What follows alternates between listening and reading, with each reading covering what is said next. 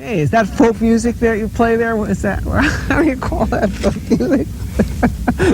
I think it was Studs Terkel who asked Big Bill Brunzi, did he consider his blues music to be folk music? And Big Bill says, well, never heard no horse.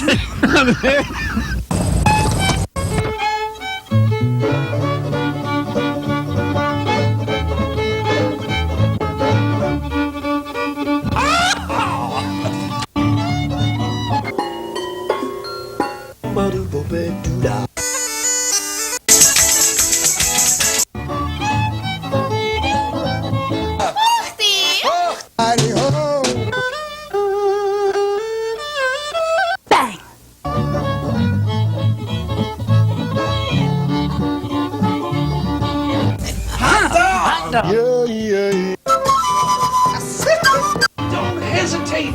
It could be your ticket to a new tomorrow.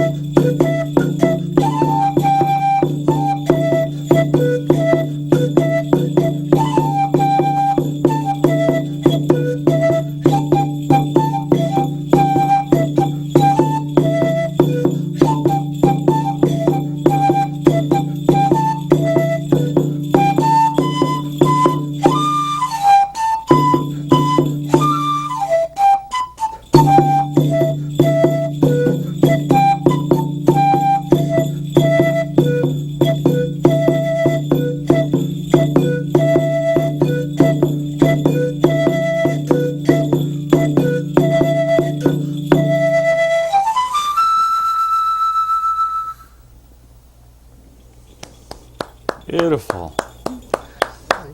The show is Horses Sing None of It. My name is Ralph Litwin, and our guest today is Peppe Santana.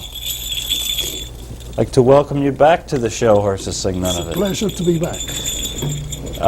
If you're very observant viewers, you notice perhaps that Peppe is in the opening montage with his band Inke, and today he's bringing us a little different show with a demonstration of many different instruments, and I understand that you do this in schools many times. Yes. It's the way, this is the way I use music. Not only is for the music that I go to the schools, it's because I like to bring the message of the people of South America, especially people from the mountains, as to teach the students that we do have a surviving tradition and that has managed to be kept alive in spite of 500 years of cultural and economic colonialism. Mm-hmm. So we are proud to still have it. And you want to tell us about your particular heritage? Yes, I am a mestizo. Mestizo is a word that explains the combination or defines the combination of the European and the native South American. And the people is not only the mestizo, the music también es mestizo. If you remember, we didn't know anything about instruments with the strings before the arrival of the Spaniards or the conquistadors or the invaders, whatever you want to call it. We didn't know anything about guitars. So our music was strictly played the way I began the program, winds and percussion. And when the Spaniards came, they brought us the guitar, and then a new type of sounds appeared in the Andes especially. That sound is called the mestizo sound. This type of sound, of course, is now very popular. But it's a good opportunity that you're giving me, Ralph, to explain the difference between the mestizo and the true traditional Andean music. The piece you heard is a typical native Andean rhythm from Ecuador that was played in this instrument called paya. It's a pan pipe. It's a very simple pan pipe. When I say simple pan pipe, it's because it's a pentatonic pan pipe. It has only 5 basic notes. It repeats. So our music is basically pentatonic, our traditional music. But when the Europeans came, we got acquainted with other music scales, and then we have all the music that we hear today. Combination of guitars, mandolins, violins, harps.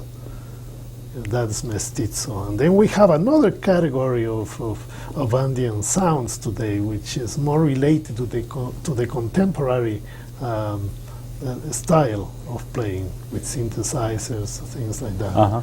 But if you want to get transported to the past, if you want to see the window of the past, you have to get exposed to the indigenous sound. As I said, in many communities, it's very much alive. Great. It has their own characteristics, as you will see as the program progresses. I hope I can cover so many instruments Great. I brought with Let's me. go ahead. Transport us to the past. Good. Yeah. In the past, we used to make sounds with very simple instruments. Of course, through the years, these instruments have been modified. You know, a very popular instrument that's known today as ocarina, which is a whistle, was very, very much used many years ago, perhaps to make sounds of birds. Very simple sounds like that. Today we use it to play melodies, you know. Of course, at the beginning, that is thousands of years ago, these instruments had 1 or 2 holes only. And then we got acquainted with other cultures. Now we have it with 10 holes, and we can play more melodies.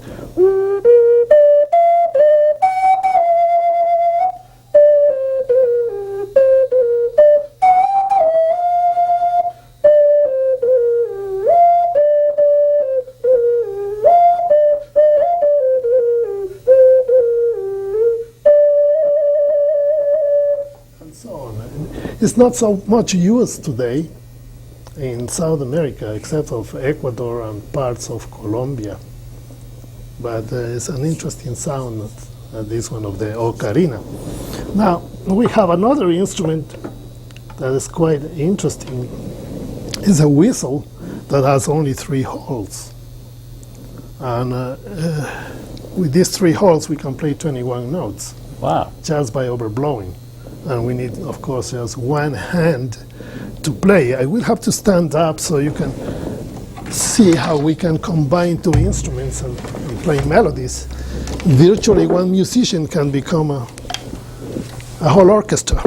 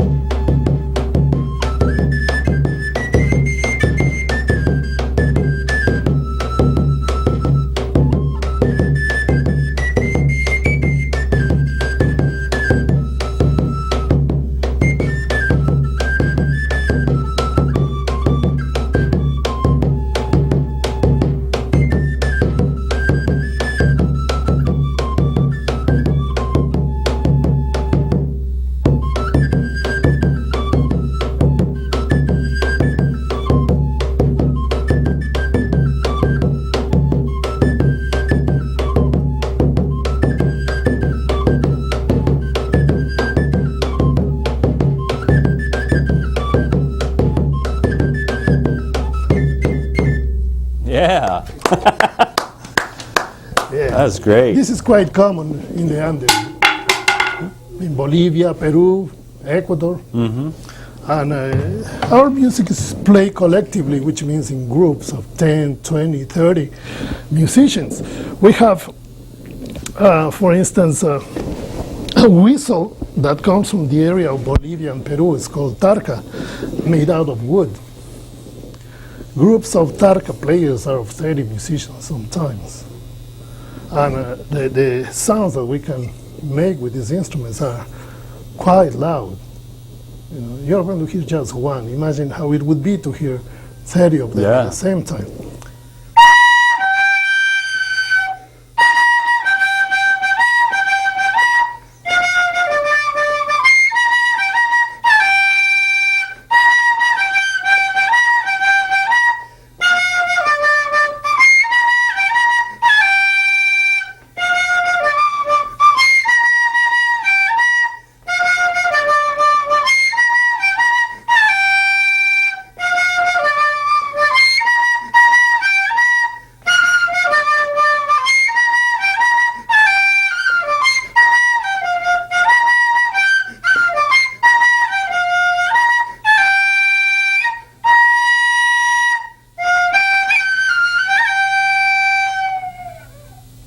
Wow, that is a loud whistle.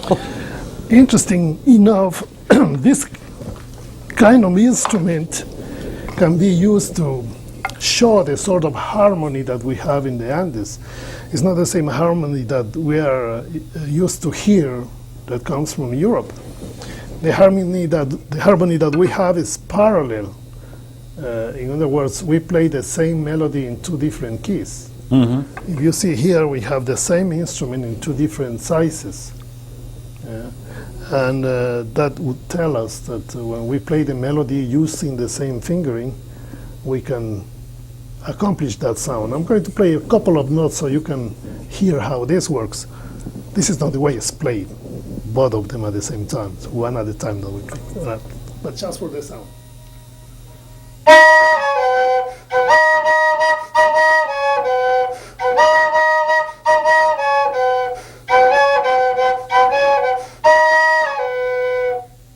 Very strange sound. It's played in panpipes, in whistles, in flutes. You know, it's not the harmony in thirds that we usually hear from Europe, that our ears are used to hear. Let me play this other instrument as to illustrate the type of harmony that we inherited from the Europeans. This is an Ecuadorian instrument called dulzainas, those two whistles, one with 6 holes, the other one with 4 holes. The musician has to play both at the same time and has to harmonize. It doesn't mean we can play one and play any melody. It's a regular penny whistle.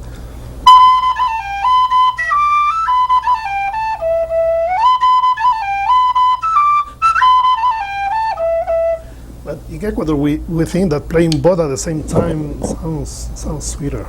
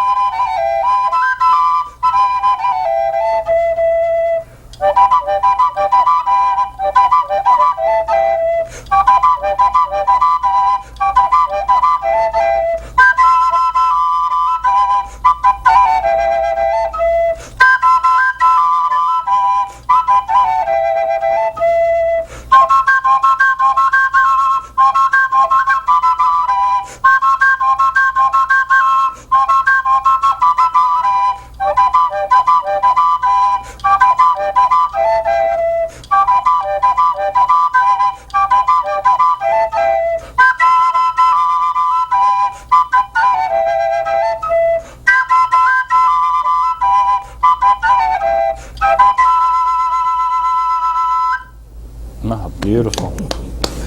So these are called dulcinas.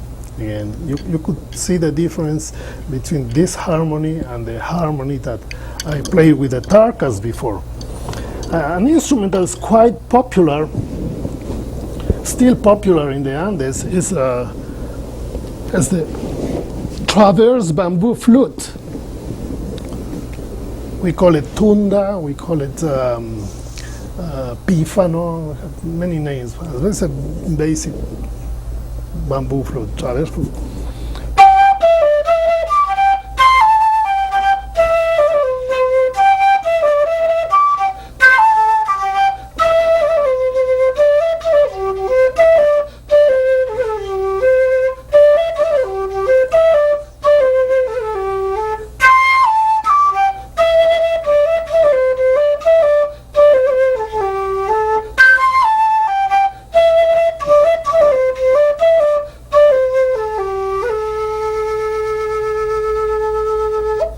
A melody from Bolivia. And in Bolivia and Peru, we also have a flute that is quite popular. This time, instead of being horizontal, it's a vertical flute. This gives us the idea that perhaps we inherited this kind of instrument from the Orientals. The Japanese have a similar flute, basically the same structure, a vertical flute called shakuhachi. This is a quenacho from the family of quenas from South America. And the quenas are smaller. The longer the flute, of course, the lower the note.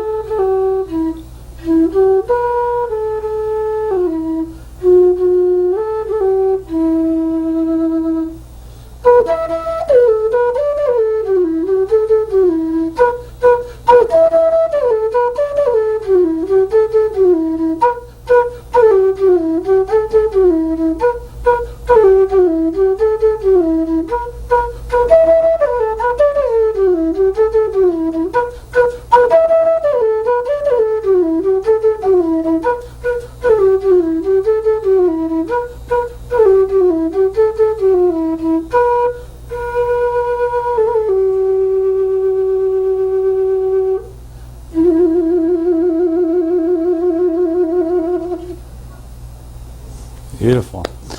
The time is passing very quickly here, and I'd like to let people know how they can get in touch with you. First of all, Peppe Santana, his number should be appearing magically on the screen so that you can... Right now it's 201-398-9573. And that area code is changing sometime soon. There's about 8 minutes left. Great. So perhaps I can play some of the string instruments I brought with me. I would start with this little instrument called charango. It appeared supposedly in Bolivia or perhaps in Peru. They don't know exactly where. But in Bolivia, usually they made them with an armadillo shell in the back. And it's mostly played by shepherds in the countryside. When they walk along, they are strumming their own melodies. In the city, the musicians that play charangos become more sophisticated. Like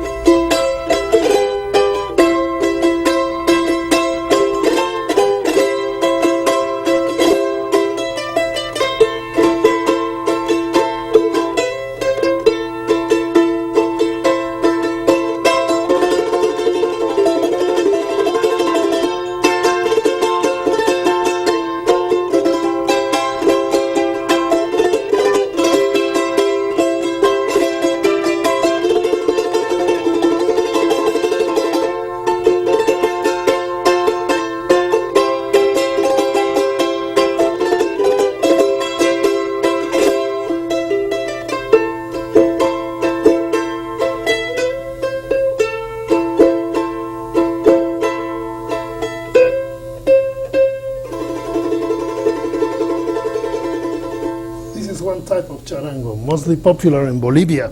In Peru, they have another type. By the way, this charango I just played uses nylon strings.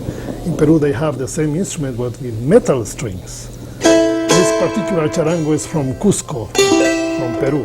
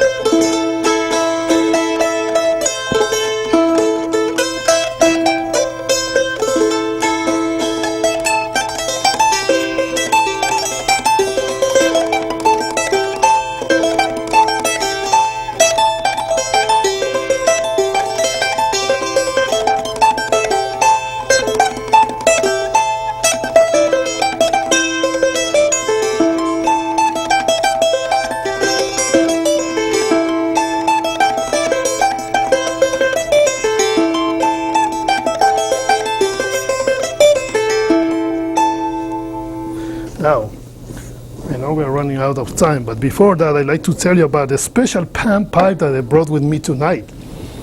This pan pipe is made out of condor feathers and is from Ecuador. In Ecuador, we call it rondador. It's a pentatonic pan pipe with accidentals in between the main notes, so that enables the musician to harmonize. Instead of blowing one pipe, as I did at the beginning of the program, I have to blow two pipes here.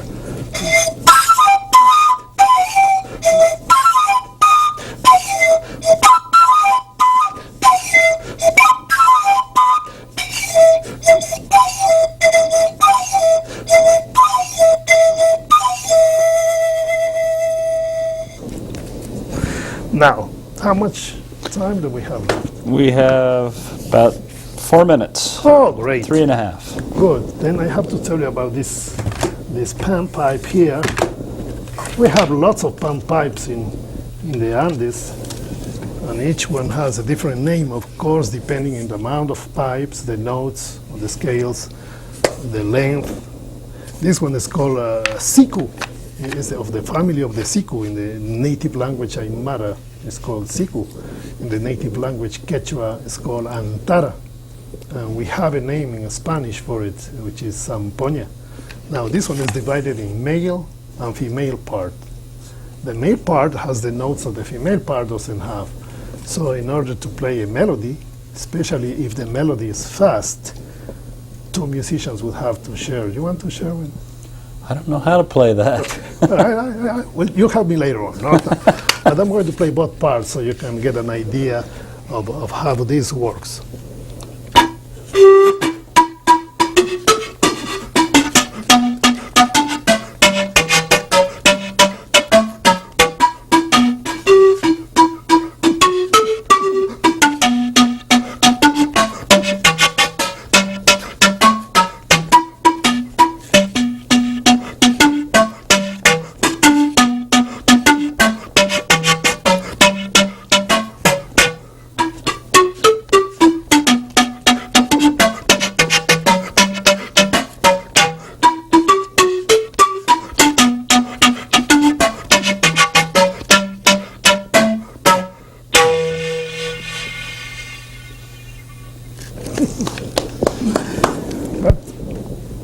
This happens in the southern part of the Andes.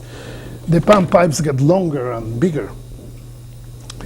The farther north you go, the smaller they get. This is from the northern mountains of Peru. And usually the knife sharpeners, people that go around sharpening knives and scissors, they usually advertise their services when they go in the streets. But the musicians use it also to play music.